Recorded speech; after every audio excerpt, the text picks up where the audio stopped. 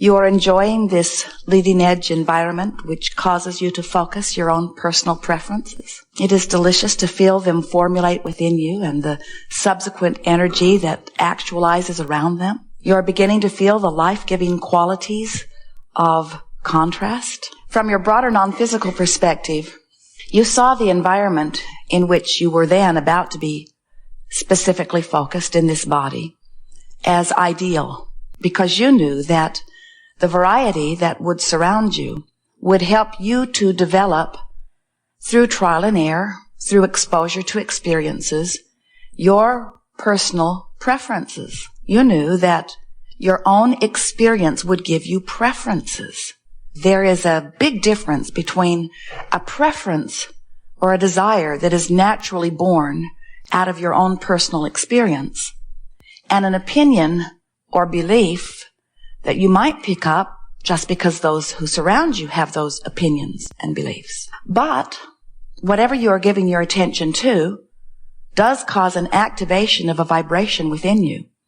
And if you give your attention to it long enough, that activated vibration will become a dominant activated vibration, so much so that things will begin to actualize or manifest around it. So it's easy for you to be swept up into the opinions or beliefs of those who surround you, because when they've made up their mind about something and they continue to profess it to you, so you continue to give your attention to it, so you continue to activate it in your vibration, then law of attraction causes you to make that a reality in your own experience. And you say, well, yes, it was easy for me to believe that because it's true. I'm proving it out in my own experience.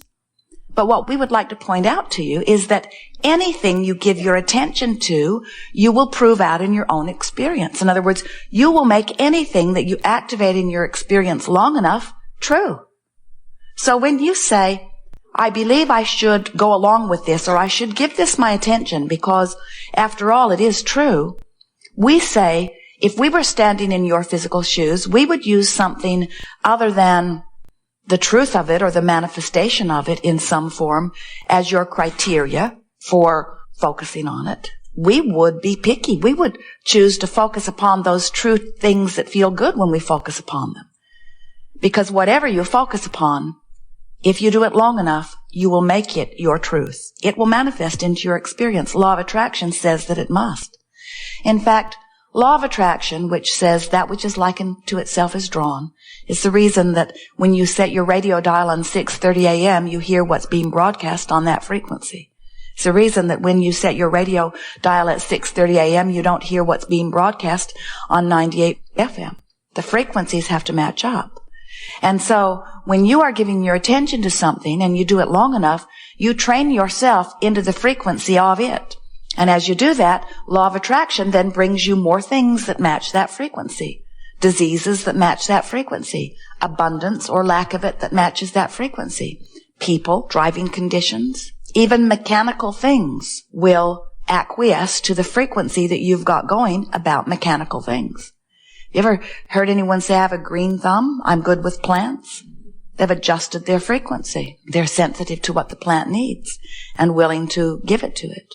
And so, you are vibrational beings. Have we convinced you of that yet? We'll go after it. We will continue to try because you are vibrational beings first and foremost. And everything that you see in your knock on wood, it is wood, real life physical experience, everything that you see around you that you call the real stuff of your physical reality is just your ability to interpret it through your vibrational indicators or predictors or interpreters. Your eyes interpret vibration, and that's why you see. Your ears interpret vibration, and that's why you hear. Your nose interprets vibration, that's why you smell. Your fingertips, your tongue, all vibrational interpreters. And you were born with what we consider to be the most magnificent vibrational interpreter of all, which is your emotional center, your emotional guidance system. You feel it in your solar plexus, but what it really is a sensor of vibration that is being held within you in any point in time. We're going to talk today about how that guidance system works. We want you to understand how it works so that you can understand how well it works and so that you can begin utilizing it more effectively. Jerry and Esther have in their vehicles a navigational guidance system that at all times knows where they are. There are satellites in the sky, a few of them, and there is an antenna on the roof of their vehicles, and the satellites in combination with the computer in the vehicle knows where they are at all times. And then they program in to the system their destination. And immediately, the system begins to calculate the only two relevant factors, where they are and where they want to be. And then it establishes a route from one place to the other. We want to call your attention to the relativity or relationship between where they are and where they want to be, because it is essential to your understanding of your own guidance system. So Magellan tells them a suggested route. And when they follow the route that Magellan has suggested, Magellan just keeps giving them verbal and visual guidance. But if they deviate from that route, Magellan will say, please return to the highlighted route. Please return to the highlighted route. Please return to the highlighted route. She doesn't get louder, but she is persistent. It is a woman's voice. The man's voice was too bossy. Please return to the highlighted route. Please return to the highlighted route. Please return to the highlighted route. Sometimes Jerry will say, shut that broad up. I've decided to go this way and I know she doesn't like it. Too bad. The relationship between where they are and where they want to be is the basis of that guidance. So here you are in your physical experience, standing where you are. It may be with a disease you don't want. It may be with a relationship you do want. It may be with less money than you want. It's rarely with more money than you want. Wherever you are is where you are, and your emotional guidance system is factoring that in as one of the factors in this vibrational relativity that we're going to be talking about here today. Now, you are extensions of source energy. Do you know that? You're in this body, but you are extensions of source energy. You are vibrational extensions of pure positive energy, of God force, if you will. So as you are extensions of this source energy and your environment causes you to launch a preference, we like to call it a rocket of desire, as something that you desire is born out of your exposure to your experience.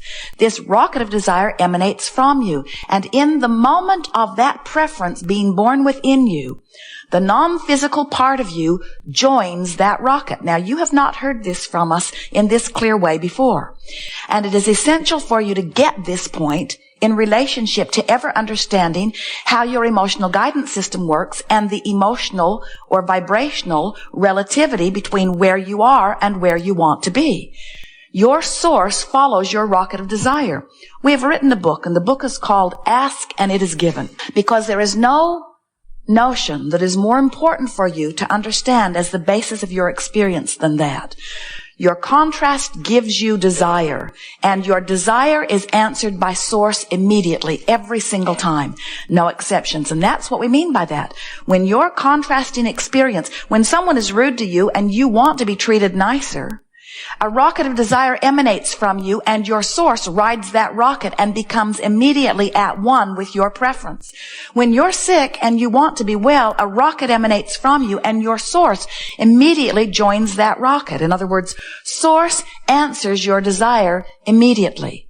But often with you, there is a vibrational difference between where you are right now with not enough money, or with a disease, or with a foot that's hurting, or with somebody that doesn't love you, your action journey where you are right now. Often there is a discrepancy, a vibrational variance between where you are and where you now want to be. And how did you now discover or discern where you want to be? The variety of your experience helped you to focus it out.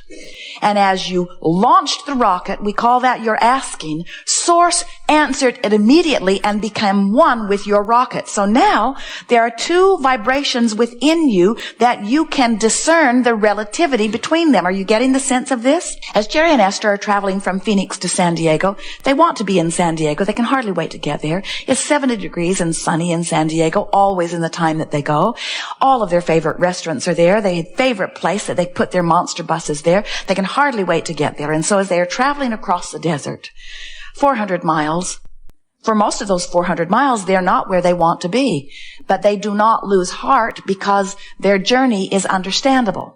They know it's 400 miles from Phoenix to San Diego. They know they got to go west. They know if they keep a reasonable speed and keep on going that they're going to get there. So they don't get to the 200-mile marker or thereabouts in Yuma and get all discouraged because they're not yet in San Diego and get disoriented and turn around and go back to Phoenix.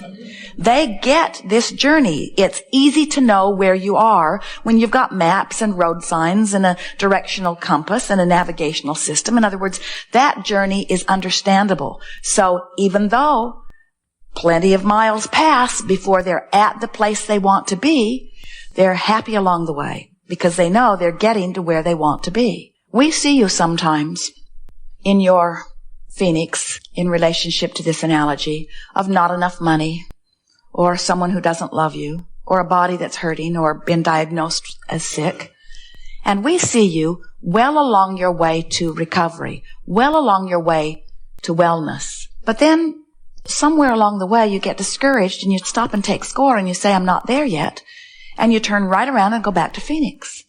Because the journey between not enough money and enough money, or a body that's sick and a body that's well, is not as understandable to most of you. And yet, it should be, and it can be, if you get the vibrational relativity between how you feel and how you want to feel, or where you are and where you want to be. So, if your source has joined you in your idea of this thing you want, and if you are beating the drum of the absence of it, you're going to feel the vibrational discord. That's what negative emotion is. When you really want something and you're really thinking about having it, that passion you feel, that enthusiasm you feel, means that you and your inner being and your desire are all in vibrational alignment, and you are well along your way to it. But you know what trips you up? 99 plus, more than 99%, 99.999999% of every creation is complete before you see any physical evidence of it. So you are often well along your way to what you want, but then you stop and look for the physical evidence which hasn't appeared yet, and then you count yourself as a failure, or you begin to feel that discouragement, or you beat the drum of where is it? I've been at this long enough. How come I don't have it? How come they've got it? How come I'm suffering in the absence of what I want for so long? And you turn right around, you focus upon the opposite of what you want, and the more you do that, the worse you feel, and the worse you feel, the more you do that. In other words, you do it because you have not yet come into vibrational awareness of your emotional guidance system. So you're not quantifying your journeys. And you gotta quantify your journeys. You just gotta come back around to what you knew when you were born, is that if you're feeling good, you're on your path. And if you're not feeling good, please return to the highlighted route. Please return to the highlighted route. Well, how do I know what the highlighted route is? It feels good over there. The highlighted route feels good. It feels like interest. It feels like anticipation. It feels like appreciation. It feels good. It feels like love. It feels like enthusiasm. It feels like passion. How do I know when I'm not on the highlighted route? How do I know when I'm choosing to beat the drum of something and activate a vibration within me that's different from my desire and from my source that is in partnership with my desire? I don't feel good. I feel ornery. I feel irritated. I feel fearful. I feel angry. I feel discouraged. I feel depressed. Negative emotion always means the same thing. And the degree of negative emotion means there is a big difference between something you really, really, really, really want and where you are. If it's mild negative emotion, you're not so far off your path. If it's strong negative emotion, you're on your way back to Phoenix. But there's another factor there. The degree to which you want it. In other words, as you move through your life experience, you launch endless rockets of desires. And those rockets of desires are vibrationally attracting unto themselves and gaining momentum with every rocket that you amend it with. Every time somebody's rude to you, you amend your rocket of wanting to be treated nicer. Every time you can't afford something you want, you amend your rocket about the money that you want. So over time, you get a very significant rocket of desire over here. We like to say to you that it is your future experience being held for you in vibrational escrow.